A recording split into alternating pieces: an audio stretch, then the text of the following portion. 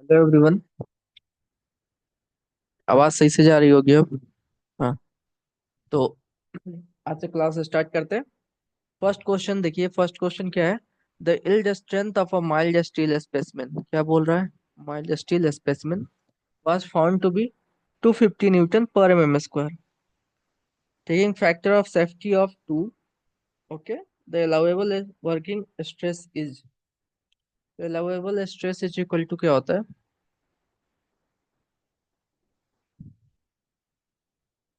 allowable stress is equal to जो होता है हमारा, इज इक्वल टू हो जाता है यील्ड स्ट्रेंथ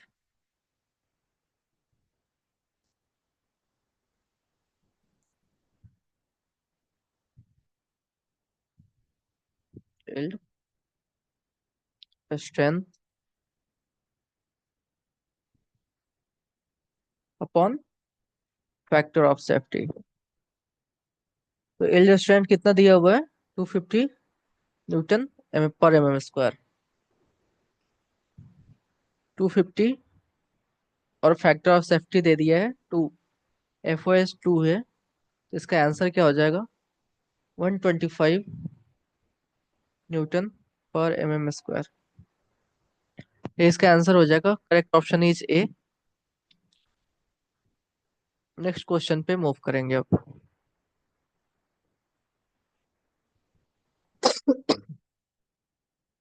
सेकेंड क्वेश्चन देखिए, क्या बोल रहा है? According to IS 456-2000, nominal cover for reinforcement in case of footing under very severe exposure।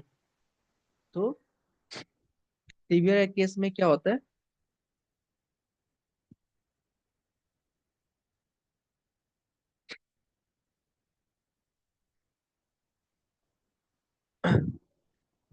Case of footing, first क्या बोल रहा है? First condition case of footing है, वेरी सीवियर का कंडीशन है, वेरी सीवियर एक्सपोजर है।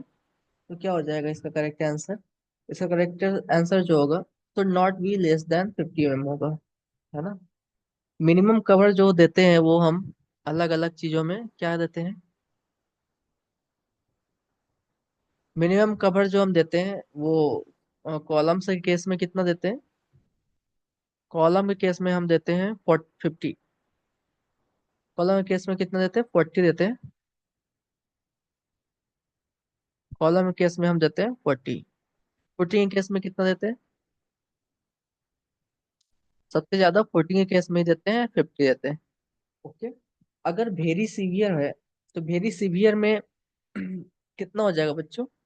कॉलम में तो 40 देते हैं, ये कॉलम में ही पूछा है ना? सॉरी, फुटिंग में पूछा है, इन केस ऑफ फुटिंग। तो फुटिंग केस में तो ऐसे भी 50 देते हैं। और वेरी सीवियर जब कंडीशन होता है, तो वेरी सीवियर में कम से कम कितना देना चाहिए? 50 देना चाहिए। ठीक है, कम से कम 50 देना चाहिए। तो यहाँ पे फुटिंग में भी 50 है और इधर वेरी सीवियर कंडीशन में भी 50 है, तो हम क्या करेंगे? इसका आंसर हो जाएगा shall not be less than 50 mm। Okay, चलिए अब नेक्स्ट क्वेश्चन पे चलते हैं। क्या बोल रहा है? दिख नहीं रहा हो तो मैं बता दे रहा हूँ। फोर थिन स्लैब्स, क्या लिखा हुआ है? For thin slabs and walls, the maximum size of coarse aggregate should be limited to, should be limited to dash the thickness of concrete section। Okay, इसका क्या होगा? इसका करेक्ट आंसर जो होगा वो होगा 1/4। ठीक है, करेक्ट आंसर क्या होगा? 1/4 for thin slabs and walls. Thin slabs and wall के केस में क्या बोल रहा है? Maximum size of coarse aggregate, coarse aggregate है ना? सॉइल मैकेनिक्स में हमने, सॉइल मैकेनिक्स में हमने साइजेस पढ़े थे, तो साइजेस आपको याद होंगे। फाइन ग्रेन सॉइल के और फाइन ग्रेन और कोर्स ग्रेन सॉइल के पढ़ा था, है ना? तो वही है, 20 mm तक बताया था। 20 mm एंड 40 mm तक यूज करते हैं। तो क्या बोलता है? Should be limited to 1/4 the thickness of concrete section. ठीक है, नेक्स्ट चलते हैं, नेक्स्ट क्वेश्चन। ये होगा correct answer is A.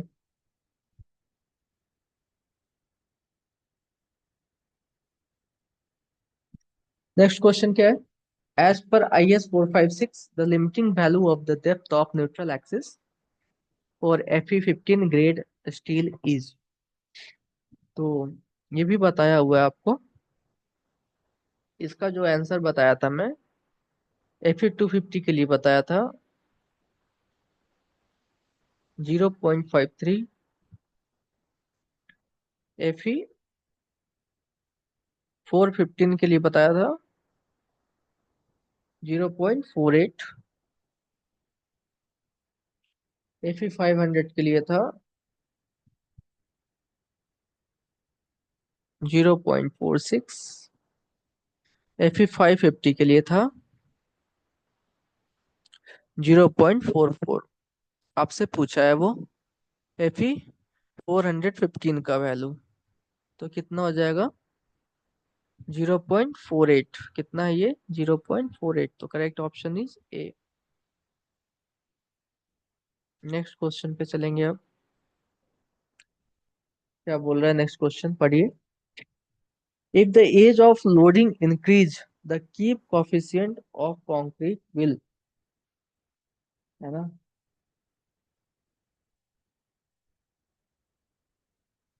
Creep coefficient में क्या बोला था कि स्टार्टिंग का जो कुछ टाइम होता है 1-2 साल, उसमें क्या होता है कि क्रीप कोफिशिएंट सडन से बढ़ता है ना?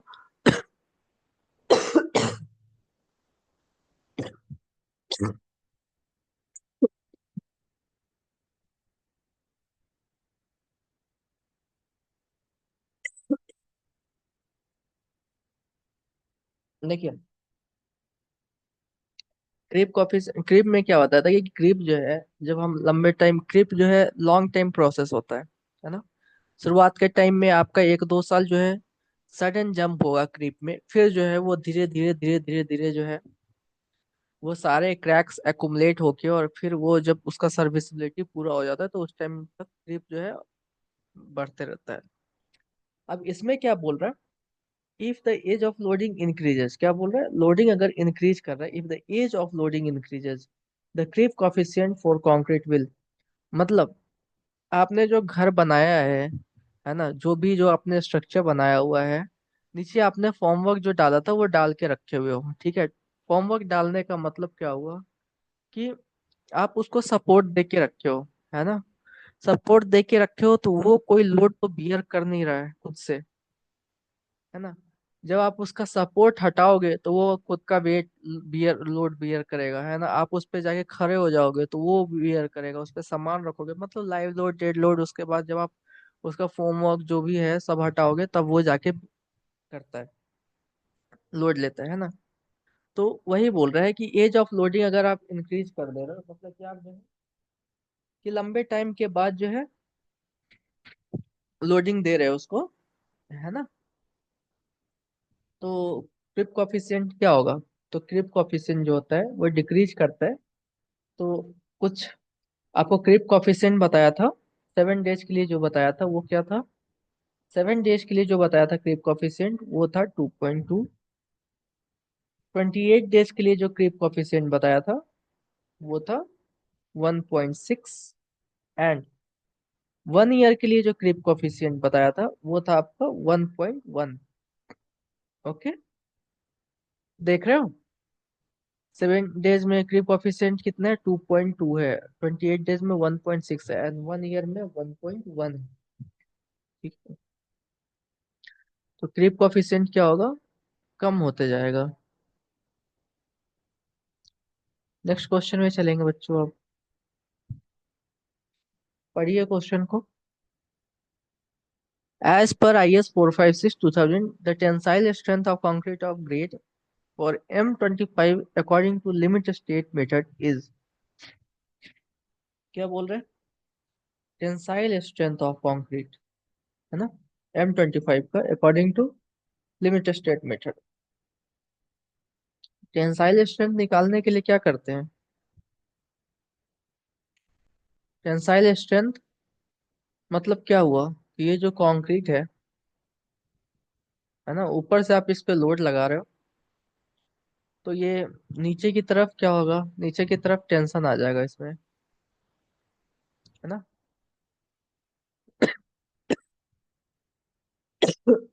ऊपर में कॉम्प्रेशन रहेगा, नीचे में टेंशन रहेगा। कैंटिलीवर के केस में जस्ट अपोजिट हो जाता है, ऊपर में टेंशन हो जाएगा, नीचे में कॉम्प्रेशन रहेगा। ठीक है, तो ये मान के चल रहा हूँ मैं कि ये बीम है जिसका कोई, ये कैंटिलीवर नहीं है, नॉर्मल सिंपली सपोर्टेड बीम है। नीचे में क्या है, टेंशन है। तो नीचे में जब इसका टेंशन है, तो टेंशन जो बियर करता है वो कौन सा बियर करता है, टेंशन जो हमारा बियर करता है वो करता है स्टील, इतना हमें पता है। तो स्टील का टेंशन जो निकालने का तरीका है वो हमें वो सब पता है, जो भी एफ वाई का जो भी है वो पता है, जो भी हम 1.8 से डिवाइड करते हैं जो भी। लेकिन हमें क्या बोल रहा है, टेंशन स्टील में निकालने के लिए नहीं बोला है, हमें हमें बोल रहा है कंक्रीट में टेंशन निकालिए। तो कंक्रीट में टेंशन निकालने के लिए स्टील तो ये कवर लगा रहता है, इसके मिड से लगता है ना, बार के मिड से नीचे तक ये कवर रहता है, तो हम इसके ऊपर यहाँ पे टेंशन निकालते हैं। लेकिन यहाँ पे क्या है, हमें कंक्रीट में टेंशन निकालने के लिए बोला है, तो ये बॉटम मोस्ट पॉइंट है, वहां पे टेंशन निकालना होगा। तो इसका एक फॉर्मूला आपको बताया था मैं, जो कि है FCR = 0.7 √FC के। ठीक है, जरूरी नहीं है ये WSM या LSM, ये हर जगह यूज होगा, है ना, ये हर जगह यूज होता है। टेंशन निकालने के लिए थोड़ी ना, उसमें कोई WSM और LSM में कोई डिफरेंस नहीं होता है। 0.7 √25, तो 25 का अंडर रूट कितना हो जाएगा आपको, 0.5, 0.7 × 5, 35, 3.5 N/mm²। तो correct option is B.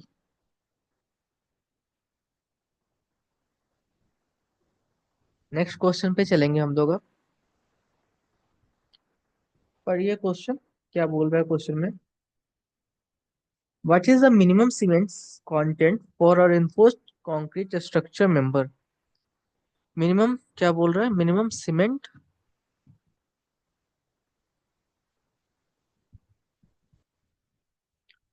Minimum cement content,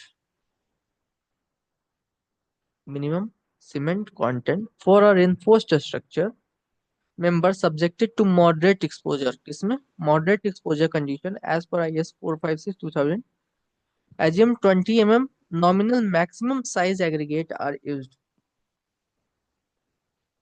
okay,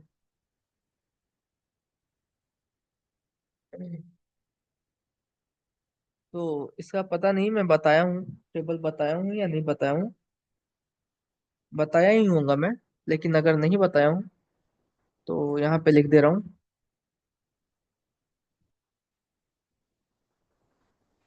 extreme से स्टार्ट करता हूँ, एक्सट्रीम। एक्सट्रीम केस में जो है, मिनिमम सीमेंट जो हमें चाहिए वो है 360 kg/m³। ठीक है, एक्सट्रीम केस में। उसके बाद वेरी सीवियर केस अगर रहेगा, वेरी सीवियर, ये जो वॉल्यूम बोल रहा है वो 1 m³ के रेस्पेक्ट में है ना। तो उस हिसाब से मैं बता रहा हूँ आपको वैल्यू, जो मिनिमम सीमेंट चाहिए होगा वो। तो वेरी सीवियर केस में जो है वो कितना चाहिए, 340 kg/m³।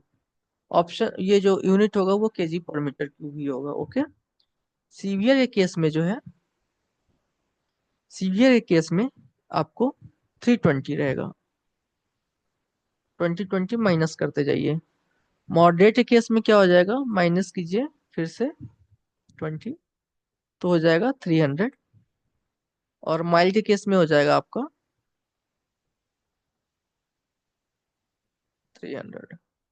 तो याद रहे, moderate and mild, both are, in both case the minimum cement ratio will be the minimum cement content will be the same. Okay, moderate और माइल्ड के केस में जो है 300 ही रहेगा। बाकी जो है आप 360 से स्टार्ट करेंगे, एक्सट्रीम से स्टार्ट करोगे तो 360, उसके बाद क्या है उसके बाद आप 2020 माइनस करते जाओ, एक्सट्रीम के बाद वेरी सीवियर आता है, उसके बाद सीवियर हो जाता है, फिर मॉडरेट एंड देन माइल्ड। तो हमसे क्या बोला है, मॉडरेट एक्सपोजर बोला है, तो मॉडरेट में कितना हो जाता है, 300 हो जाता है। अगर माइल्ड भी रहता तो भी यही रहता है ना। अच्छा एक मिनट, हाँ चलिए, ठीक है नेक्स्ट चलते हैं, नेक्स्ट क्वेश्चन की ओर। क्वेश्चन पढ़िए, क्या बोल रहा है। Reinforced provided in a rectangular RCC beam of effective depth 500 mm। Effective depth का वैल्यू कितना दे दिया बच्चों, 500 mm दिया है। In such that actual depth of neutral axis is at 300 mm। Actual depth जो है वो कितने पे है, 300 mm पे है, ठीक है। From extreme compression fibre, extreme compression fibre से मतलब कि ऊपर से, एक्सट्रीम मान के चलो, अगर सिंपली सपोर्टेड बीम है तो ऊपर में कंप्रेशन होगा, तो ऊपर से मान के चल रहे हैं हम कि ऊपर से 300 mm पे actual depth of neutral axis है, ओके। Fe 415 स्टील है, is used and provided on tension face only, सिर्फ टेंशन साइड पे दिया गया है, मतलब कंप्रेशन साइड में कोई स्टील नहीं है। तो it is a doubly reinforced section, under reinforced section, over reinforced section and नीचे में क्या है, बैलेंस सेक्शन, ठीक है। ऐसा क्वेश्चन भी हम लोगों ने करा हुआ है, ठीक है। एक्सल लिमिटिंग का वैल्यू क्या हो जाएगा, 415 का केस है, तो 415 में जो है कितना लेते हैं, 415 का लेते हैं 0.48 के जी होता है ना, के का वैल्यू कितना हो जाएगा, 0.48, अभी जस्ट बताया था कुछ 2-3 क्वेश्चन पहले में, तो 0.48 इंटू डी।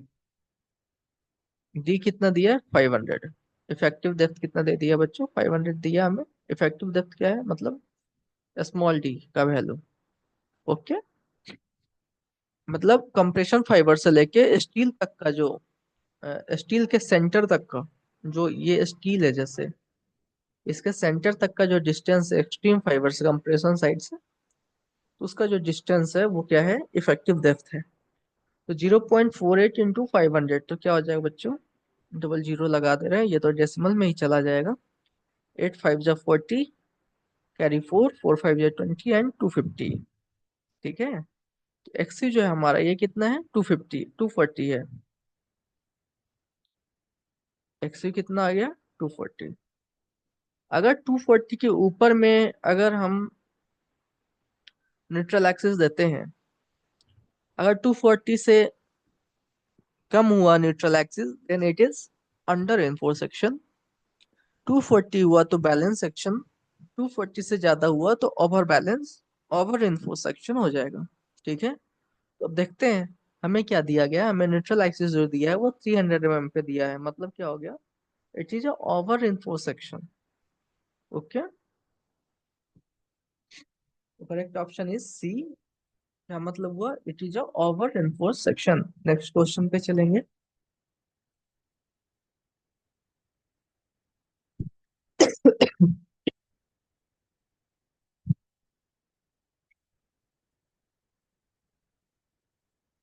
ये क्वेश्चन करा हुआ है हमारा, शुरुआत में ही करा था,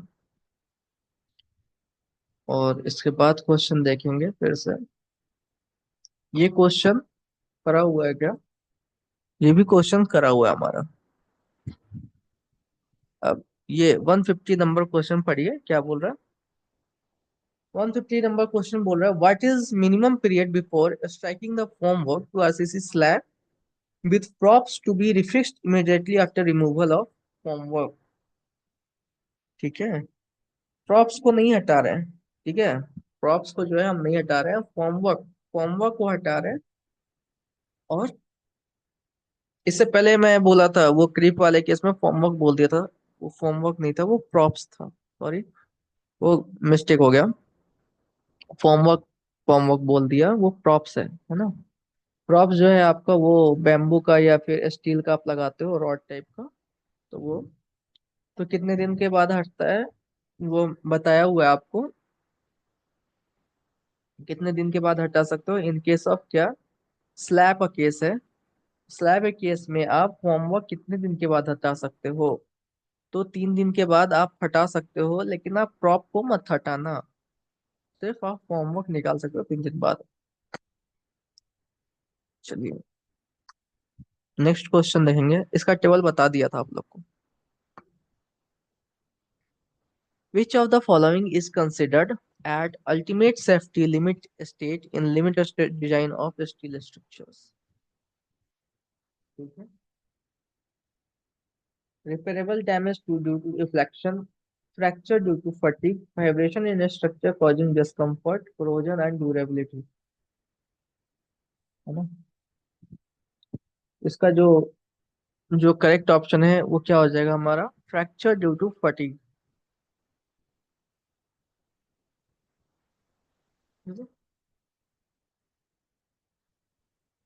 नेक्स्ट क्वेश्चन देखेंगे।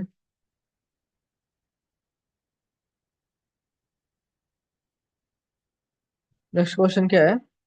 Under limit state of collapse in flexure, the ratio of limiting values of depth of neutral axis to the depth of beam for a reinforced section concrete beam with Fe451। बताया हुआ अभी just बताया हूँ। Correct option is D.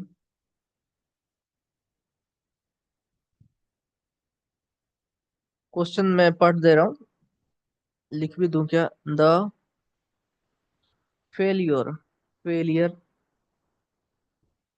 the failure of an over reinforced concrete beam is due to।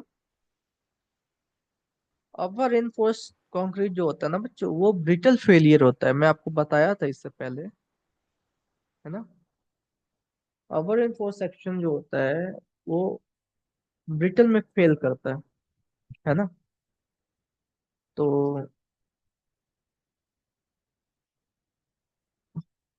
Brittle nature का हो जाता है। ऐसे क्या है कि कंप्रेशन फेलियर होगा, है ना?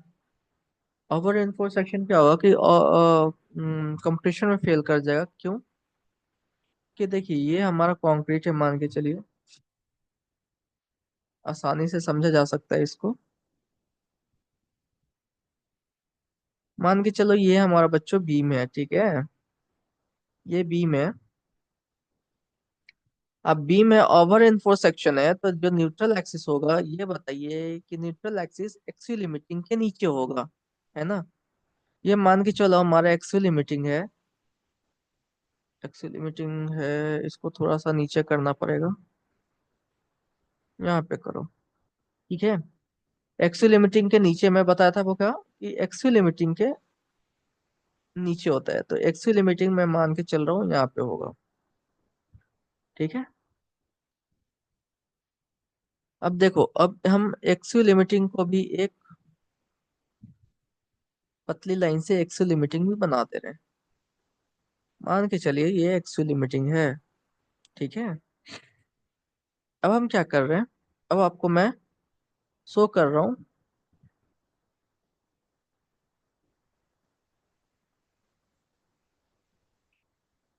टेंशन एंड कॉम्प्रेशन शो कर रहा हूँ,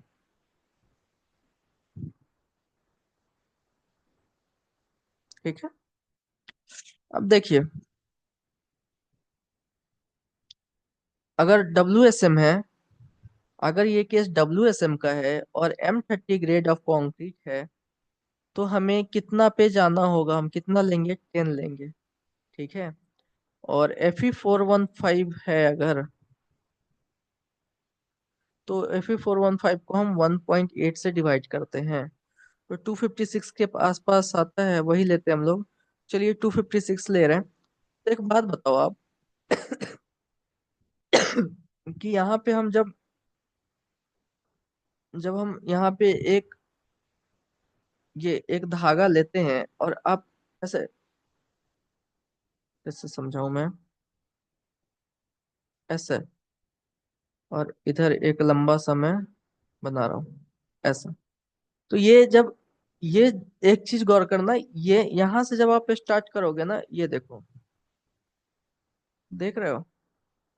एक चीज नोटिस करो कि ये थोड़ा ही बढ़ रहा है ना, थोड़ा ही आगे बढ़ रहा है, तो ऊपर में कंप्रेशन साइड में बहुत दूर जाना पड़ रहा है ना? बहुत दूर जाना पड़ रहा है। है ना, कि ओवर एनफोर्स सेक्शन है। और यहीं पे अगर हम यहीं से यही पॉइंट से अगर मैं इस पॉइंट से अगर स्टार्ट करूं, तो ये देखो, देख रहे हो, मतलब कि अगर हम एक्चुअली लिमिटिंग बैलेंस सेक्शन पे अगर हम सेम पॉइंट से स्टार्ट कर रहे हैं, सेम टेंशन पॉइंट पे स्टार्ट कर रहे हैं, तो देखिए ये जो है, ये कंक्रीट जो है टेंशन जितना मान के चलो, ये टेंशन हम लेके मान के चलिए ले रहे हैं, ये टेंशन जो है अपना ले रहा है 110 न्यूटन पर एमएम स्क्वायर, ठीक है, ये पॉइंट पे, ठीक है। तो अगर कंक्रीट 110 न्यूटन पर एमएम स्क्वायर का ये बियर कर रहा है ना, तो ये जो है 10 पे पहुंच जा रहा है, ठीक है। लेकिन वही अगर ओवर एनफोर्स सेक्शन है, तो ओवर एनफोर्स में 110 पे कितना कंप्रेशन चाहिए, इसको ज्यादा चाहिए, है ना। तो ओवर एनफोर्स के केस में देख रहे हो, ये जो है टेंशन में तो फेल नहीं करेगा, ओवर एनफोर्स सेक्शन है, ओवर एनफोर्स से आप ये भी समझ सकते हो कि उसमें स्टील का मात्रा ज्यादा है, स्टील आपने ज्यादा भर भर के दे दिया है, खूब सारा स्टील दे दिया है। तो जब स्टील ज्यादा दे दिया है टेंशन साइड में, तो ये तो फिक्स है कि टेंशन में तो वो फेल नहीं करेगा, वो ब्रिटल फेलियर हो सकता है इसका, क्योंकि ओवर एनफोर्स सेक्शन है तो बीम ब्रिटल फेलियर हो सकता है। ये क्या है कि कंप्रेशन में फेलियर हो जाएगा, कंप्रेशन में क्या होगा, फेलियर हो जाएगा, कंप्रेशन में ज्यादा मांगेगा कंप्रेशन, ठीक है। तो वही चीज है, तो यहाँ पे करेक्ट ऑप्शन क्या हो जाएगा हमें, कंप्रेशन फेलियर।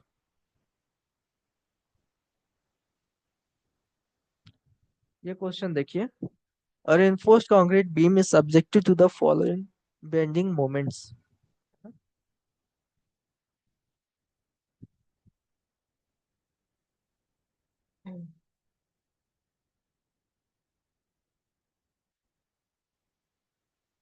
तो इसका करेक्ट आंसर जो होगा बच्चों, वो हो जाएगा 150 किलोमीटर, ठीक है। कैसे होगा, देख देखिए आप ये कर लेना, इसमें कुछ नहीं है। मैक्सिमम लेना होता है किसका, 1.5 ऑफ डेड लोड, ठीक है, 1.5 of dead load plus live load, one 1.5 of dead load plus 1.5 of live load, फिर 1.2 of dead load plus 1.2 of live load plus 1.2 of seismic load. Seismic load जब आप लोगे तो 1.2 लगाना पड़ता है उसमें, ठीक है। उसके बाद अगर सिर्फ डेड लोड और सिस्मिक लोड है, तो फिर 1.5 ऑफ डेड लोड और 1.5 ऑफ सिस्मिक लोड लोगे आप, ठीक है। तो इन तीनों का जो वैल्यू आएगा ना, उसका मैक्सिमम कर लेना, ठीक है। तो जब मैक्सिमम करोगे तो आपका जो ऑप्शन आएगा वो आएगा 150। तो ये होमवर्क रहा, 3 जोड़ी बनेगा, ठीक है। डेड लोड लाइव लोड का बनेगा पहले, फिर बनेगा डेड लोड का और सिस्मिक लोड का, ठीक है। दो दो डेड लोड लाइव लोड, फिर डेड लोड सिस्मिक लोड का बना लेना, फिर तीनों का बना लेना। जब तीनों का बनाओगे तो 1.2 से मल्टीप्लाई करना सबको, 1.2 into 50 plus 1.2 into 50 plus 1.2 into 20, ठीक है। उस पर तीनों का जो भी मैक्सिमम आएगा वो आ जाएगा आपका 150। आप देख लेना करके, ये असाइनमेंट वर्क खुद से करेंगे। क्वेश्चन नंबर 160 क्या बोल रहा है, what is the permissible limit of organic matter present in water for mixing concrete as per IS 456/2000, ठीक है। तो इसका जो करेक्ट आंसर है ये है 200 मिलीग्राम पर लीटर। जो भी अपना डाटा है वो बताया हुआ है, परमिसिबल लिमिट बता दिया हूँ सारा, तो उसी से देख लीजिएगा आप, पुराने वीडियो में होगा। अब है 163 नंबर क्वेश्चन, क्या बोले, according to IS 456/2000, the ratio of effective span to overall depth of beam for the consideration of a beam as deep beam in the case of simply supported and continuous reinforced concrete beam respectively are। तो इसका correct option जो होगा वो होगा 2 और 2.5, ठीक है। इसका भी थियोरेटिकल कंसेप्ट बता चुका हूँ, तो मैं रिपीट करने से कोई मतलब नहीं है। अब नेक्स्ट क्वेश्चन देखिए, विच of the following design methods of reinforced concrete structure is based on linear elastic theory. Linear elastic theory जो है वो हम वर्किंग स्ट्रेस मेथड में करते हैं, है ना। Linear elastic theory, linear elastic theory क्यों, देखिए उसमें जो हम स्ट्रेस का जो डायग्राम बनाते थे वो भी लीनियर बनता था, और स्ट्रेन का डायग्राम वो भी लीनियर बनता है ना। वाइल लिमिट स्टेट मेथड में क्या था कि लिमिट स्टेट मेथड में आपका स्ट्रेन का डायग्राम तो लीनियर बनता था, बट इसमें स्ट्रेस का डायग्राम रेक्टेंगुलर पैराबोलिक बनता था। ठीक है, तो इसका करेक्ट ऑप्शन जो होगा वो होगा डी। डी होगा इसका करेक्ट आंसर। चलिए अब 162 नंबर क्वेश्चन देखते हैं। Select the correct statement with respect to an over-enforced cement concrete section under the working stress method। ठीक है, क्या बोल रहा है? Select the correct statement, select करना है respect to over-enforced concrete cement section under working WSMA case में, WSMA case लेना है over-enforced cement concrete। The allowable limit, the allowable limiting stress is reached in concrete before। देखिए पहला ही option अभी बताया था, allowable limiting stress in wrist in concrete before steel, एकदम सही है। तो पहले कंक्रीट में पहुंच जाता है स्टील से पहले, वही है। चलिए अब नेक्स्ट क्वेश्चन देखेंगे बच्चों, क्या बोल रहा है। As per IS 456/2000 the minimum grade of concrete to be used for plain concrete and reinforced concrete respectively in concrete works exposed directly along the sea coast और, तो क्या हो जाएगा इसका M20 एंड M30।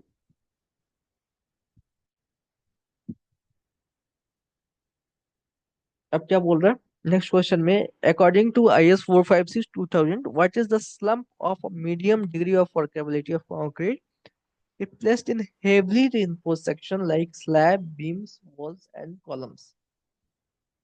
तो स्लम्प जो आएगा वो आएगा आपका, कितना आ जाएगा, 50 to 100 mm आएगा आपका। ठीक है, हेवली reinforced सेक्शन में स्लम्प जो आता है वो कितना आता है, स्लम्प आपका 150 to 100 mm आ जाता है ना।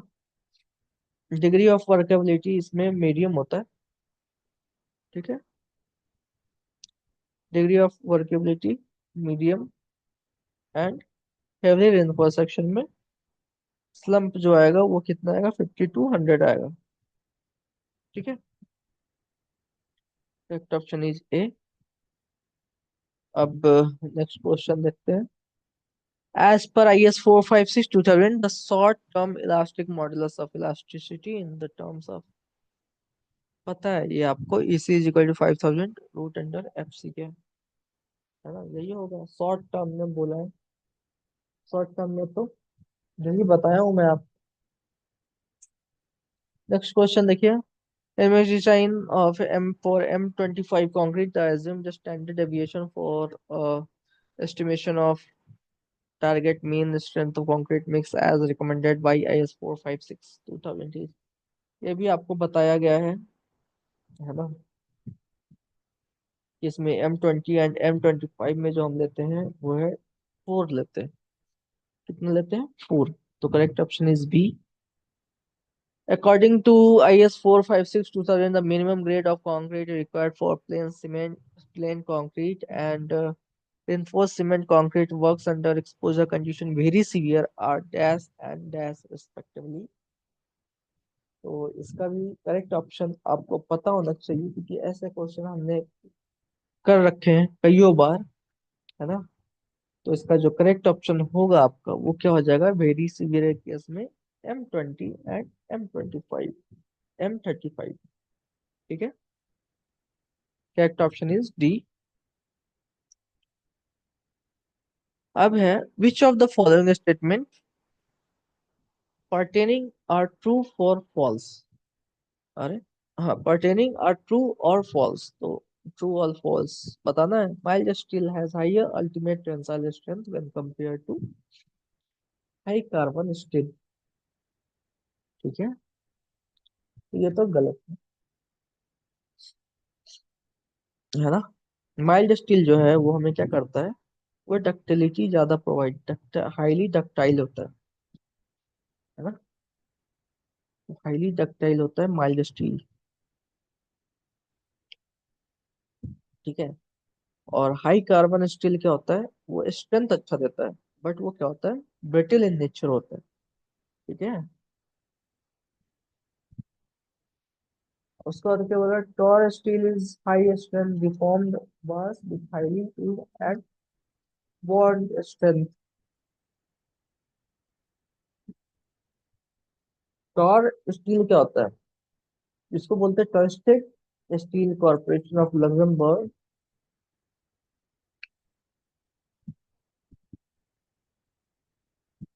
कोल्ड रोलिंग होता है, इसको कोल्ड रोलिंग बोलते हैं। कोल्ड रोलिंग या जो टीएमटी बार्स होता है, कोल्ड रोलिंग, उसमें क्या है, ये जो है हाइल्ड होता है और बॉन्ड जिसका बढ़िया होता है। तो बी होगा इसका करेक्ट आंसर, जो होगा आपका बी होगा। और M25 concrete, the modulus of elasticity of concrete can be in accepted range of। तो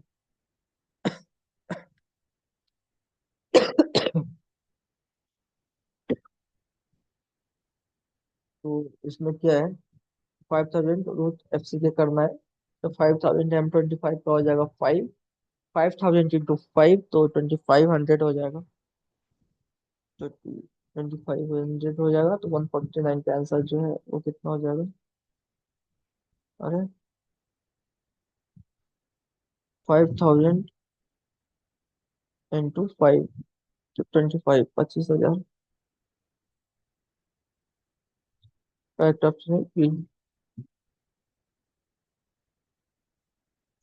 कितने सारे क्वेश्चन है यार, ये खत्म ही नहीं हो रहा। क्या बोल रहा है, cantilever beam of size 300 and 350 550 with 3 bars of 12 dia intention zone has a span of 3 meter. Adopt M20 concrete and if 500 steel grade, the depth of neutral axis is। Depth of neutral axis बोल रहे हैं, तो निकालिए इसमें क्या है, कुछ नहीं है इस क्वेश्चन में।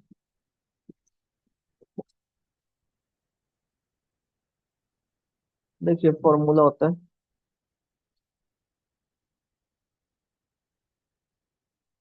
क्या होता है फॉर्मूला, अब वो क्या निकालना है, न्यूट्रल एक्सिस है ना। न्यूट्रल एक्सिस का जो फॉर्मूला होता है बच्चों, वो होता है 0.87 FY divided by 0.36 FCK B cross D। ठीक है, एक्स का ये फॉर्मूला होता है। टेंशन मत लेना, अगर अभी अगर आपको समझ भी नहीं है तो टेंशन मत लेना, मैं डिजाइनिंग का एक क्वेश्चन कराऊंगा WSM एंड LSM दोनों में, तो आपको ये सारे फॉर्मूले सब आ जाएगा। तो FY कितना दिया हुआ है बच्चों, 0.87। FY दिया हुआ है 500। AST अगर हम लेना चाहे तो ST ले सकते हैं। 12 डाया है, 3 बार्स है, तो पाई/4 इंटू 12 का स्क्वायर इंटू 3। ठीक है। तो अब जब जब भी करोगे इसका जो भी आएगा, तो या फिर यहाँ पे डायरेक्ट लिख दो।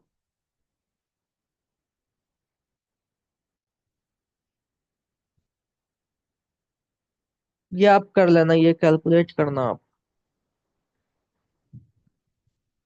5/4 प्लस 12 का स्क्वायर डिवाइडेड बाई 0.36। FCK अपना है 20।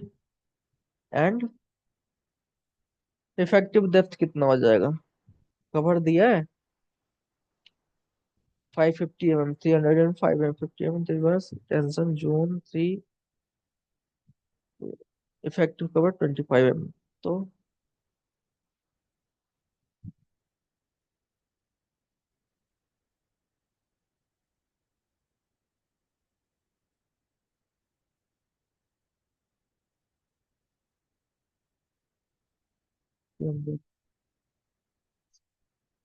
और डी आप लेना 550 माइनस 225 mm माइनस कर दो तो 5।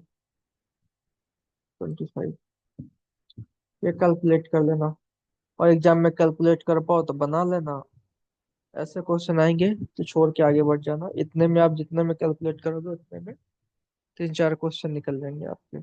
ठीक है, तो इससे अच्छा आप कोई बढ़िया सा क्वेश्चन कर लेना, क्योंकि इतने कैलकुलेशन वाले को जब तक आप कैलकुलेट करोगे उतने देर में आपके 5 से 6 क्वेश्चन आराम से निकलेंगे और सही सही। ठीक है, उस क्वेश्चन को आप कैलकुलेटर से कर लेना। देखो ये भी क्वेश्चन बताया हुआ है ऐसा क्वेश्चन, आप इसका खुद से सॉल्यूशन देना, खुद से निकालना। इसका सॉल्यूशन मैं बता दे रहा हूँ, इसका सॉल्यूशन जो है डी है। ठीक है, बताया हुआ है ये। क्या बोल रहे कंक्रीट, ये भी बताया हुआ है यार, ये सब क्वेश्चन भी बताया हुआ। Concrete in the member represented by core test shall be considered acceptable if the average equivalent QA strength of क्या course is equal to at least dash percent of QA strength of the grade of cement of a grade of concrete as specified for the corresponding age। है ना, तो correct option जो होगा बच्चों वो होगा 85। ठीक है, करेक्ट ऑप्शन हो जाएगा 85। यहाँ पे आपका क्लास होता है खत्म, और ये फर्स्ट चैप्टर भी होता है आरसीसी का खत्म, जो सबसे लेंदी और सबसे ज्यादा क्वेश्चन जिससे पूछा गया है। आपको कैसा लगा क्लास, फर्स्ट चैप्टर कितना समझ में आया, नहीं आया समझ में? या आप मुझे मेल कर सकते हो, मेल आईडी मैं वापस से आपको दे दे रहा हूँ। मेल आईडी है मेरा, बिल्कुल आप मेल करें, मुझे अच्छा लगेगा मुझे आप मेल करोगे तो। आशीष,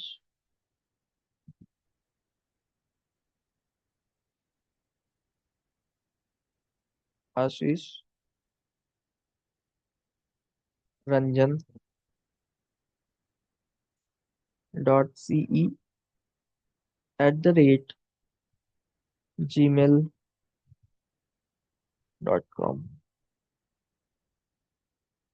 ठीक है, इस पे आप मेल करके अपना रिव्यू, कैसा लगा आपको ये फर्स्ट चैप्टर, समझ में आया नहीं आया, कुछ चेंजेस चाहिए हो आपको तो वो भी बता सकते हो, लेकिन इतना एनफ है।